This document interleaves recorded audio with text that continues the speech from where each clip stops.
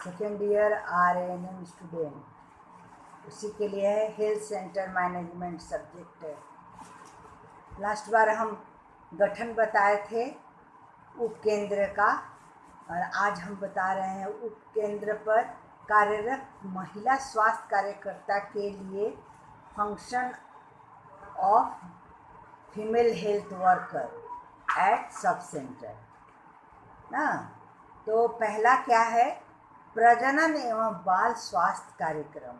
प्रजनन मतलब होता है जैसे बच्चा पैदा करना, और शुरू से कंसेप्शन से लेकर के डिलीवरी तक का स्वास्थ्य, माँ के स्वास्थ्य का देखभाल करना, उसको एंटीनेटल केयर करना, प्रसव से पूर्व जो केयर होता है उसे करना।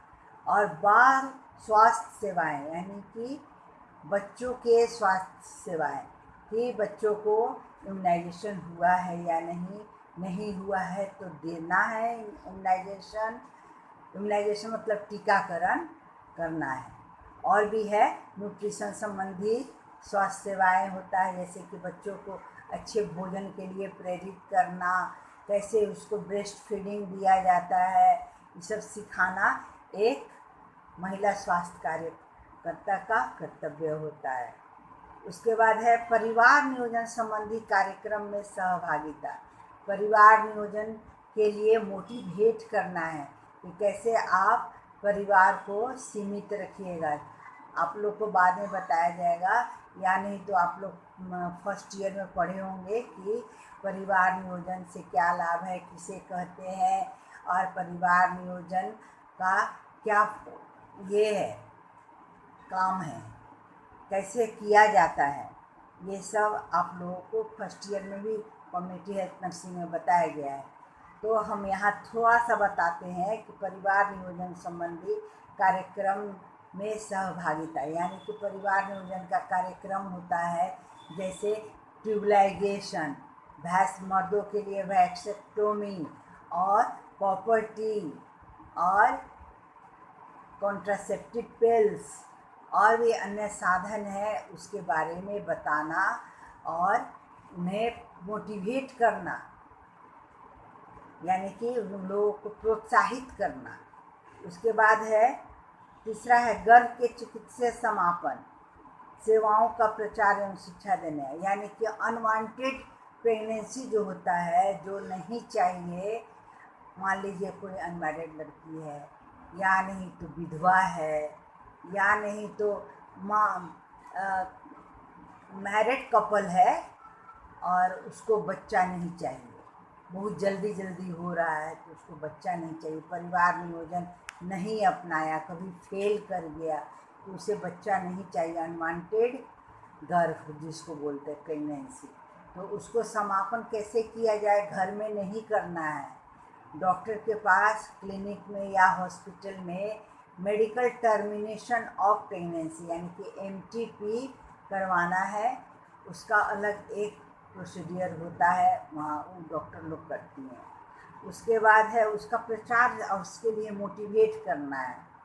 उसके बाद है पोषण संबंधी कार्य एवं शिक्षा प्रदान करना। किनके लिए? सबके लिए पोषण संबंधी जो कार्य है, जैसे कि भोजन अच्छी तरह से ले, क्या क्या ले, जो अवेलेबल है मौसम के अनुसार, जैसे कि मौसम के अनुसार फ्रूट है, फल है, सब्जियां हैं, उसे ले और बच्चों को भी दे अच्छी तरह से, साफ सुथरा से, एकदम हाइजीनिक वे में, यानी कि एकदम साफ सुथरा में, साफ बर्तन हो, साफ हाथ हो, साफ जगह हो, और सामान को भी साफ करके पकाना है, अच्छी तरह से पका के सुपाच्य बना के खुद भी खाना है, घर के सदस्यों को भी देना है और बच्चों को भी देना है। ये बच्चों को देने से क्या होता है कि उसका ग्रोथ, उसका मानसिक और उसका शारीरिक जो डेवलपमेंट है, जो बढ़ोतरी है, वो अच्छी तरह से हो, और उसमें इम्यूनिटी पावर यानी कि रोगों से लड़ने की क्षमता को बढ़ावा देना है। और जो बूढ़े हैं उनको भी पोषण चाहिए, नेगलेक्ट नहीं करना है, उसको उनको नज़रअंदाज नहीं करना है। और जो माताएं हैं वो हो सकता है बच्चा पैदा करें, उनको भी देना है अच्छा भोजन, जो जरूर मिल रहा है, गांव देहात है, शहर है, जो भी आपके पास है अच्छी तरह से पका के भरपेट खिलाना है सबको, और साफ सफाई से। तो उसके लिए भी शिक्षित करना है, आप लोग का काम है। उसके बाद है राष्ट्रीय प्रतिरक्षण कार्यक्रम का पालन करना। राष्ट्रीय प्रतिरक्षण आप लोग ऑलरेडी पढ़े हुए हैं। राष्ट्रीय प्रतिरक्षण में क्या होता है कि जो 6 जानलेवा बीमारी है, और आजकल तो और बीमारी बढ़ी है, जैसे हेपेटाइटिस वगैरह है। उसके बाद है आपका हेपेटाइटिस में भी हेपेटाइटिस ए है, बी है, उसके लिए HIV आ रहा है। ये सब प्रतिरक्षण में शामिल करना है और उसे समय समय पर देना है, और उनको मोटिवेट करना है कि आके ये चीज़ अपने बच्चों को दिलवा लें। प्रेगनेंसी के समय में माताओं को जैसे ही प्रेगनेंसी का पता चलता है तुरंत उसको एक पेट बैग देना है, फिर 1 महीना में बुला के एक और दे देना है, रजिस्ट्रेशन कर देना है। और बच्चों को ये प्रतिरक्षण देने से क्या होता है, जो जानलेवा बीमारी जैसे कुकुर खांसी हुआ, ट्यूबरकुलोसिस हुआ, इस सब से बच्चे को प्रतिरक्षण मिलता है। ये सब जानलेवा बीमारी हमारे देश में, ये सब बीमारी बहुत फैला हुआ है। उसके बाद है संक्रामक रोगों की रोकथाम करना। संक्रामक रोगों की रोकथाम हम कैसे करेंगे? लोगों को शिक्षा देना है, लोगों को बताना है कि कैसे हमको रहन सहन में रहना चाहिए। साफ सफाई है, आस पड़ोस की सफाई है, उसके बाद है बर्तन साफ रखना है, शरीर को साफ रखना है, नाखून काट के रखिए। नाखून तो है कि हाथ में रहता है, और वो जो हम खाते हैं उसमें फंसा हुआ चीज़ सब मुंह में जाता है। तो ये तो रोगों का बढ़ने का एक जरिया है, संक्रमित एक दूसरे को करने का एक जरिया है। और जो भी है शरीर का मलमूत्र, थूक, ये सब इधर उधर नहीं करना है। बना हुआ है जगह जगह शौचालय, उसी में जाना है। पैखाना करने का जो आदत है बच्चों को, खेत में जाओ, रास्ता के किनारे करो, ये सब नहीं करने देना है, घर में ही करने का आदत डलवाना है। उसके बाद है किसी भी बीमारी के महामारी या फैलने की अधिसूचना देना, यानी कि नोटिफिकेशन, कि कहीं पर कोई भी, आप तो जाते हैं कम्युनिटी में, कहीं पर बीमारी फैली हुई है, जिसका उसको जान करके कि कौन सा बीमारी फैली है, तुरंत आके नोटिफिकेशन करना है, तुरंत आके खबर करना है, अपना नियरेस्ट अपना PSC में डॉक्टर को करना है खबर। उसके बाद है दाइयों का प्रशिक्षण में भाग लेना है।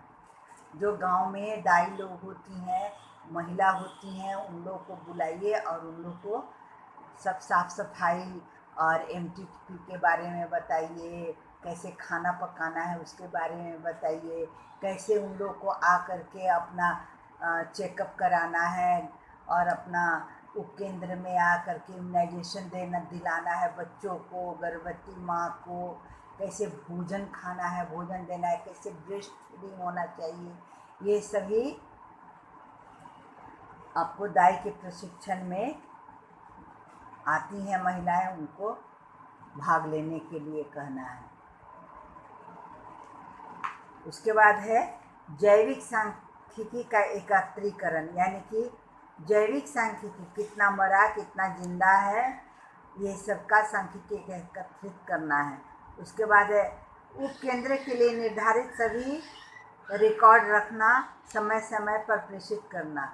जितना भी रिकॉर्ड है, ये सभी जितने भी हम बोले हैं सबका रिकॉर्ड रखना है, और आप कहाँ गए हैं, क्या किए हैं, आपका पास डायरी होना चाहिए, ये सभी का रिकॉर्ड रखना है, और वो समय समय पर अपने PSC में जाके देना है। प्राथमिक चिकित्सा सुविधा प्रदान करता है। छोटी मोटी इंजरी जो होता है, कट गया हाथ, चोट लग गई, कुचल गया, टूट गया, उसका हल्का फुल्का जो प्राथमिक केयर जो होता है वो सुविधा जो होता है उसको देना है, जिससे कि बीमारी आगे नहीं बढ़े।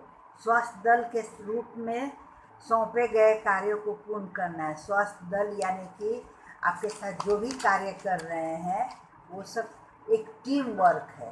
टीम वर्क में आपका जितना भी कार्य है सबको संपादित करना है।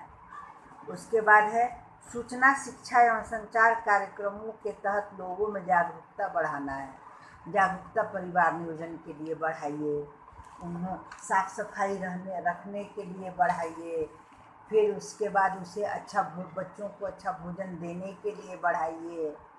ये सभी है कि आपको कैसे इम्यूनाइजेशन के लिए लाना है, कब कब लाना है, ये सभी शिक्षा का प्रचार करना है और उन लोगों में जागरूकता पैदा करना है। ये सभी आप ही को करना होगा।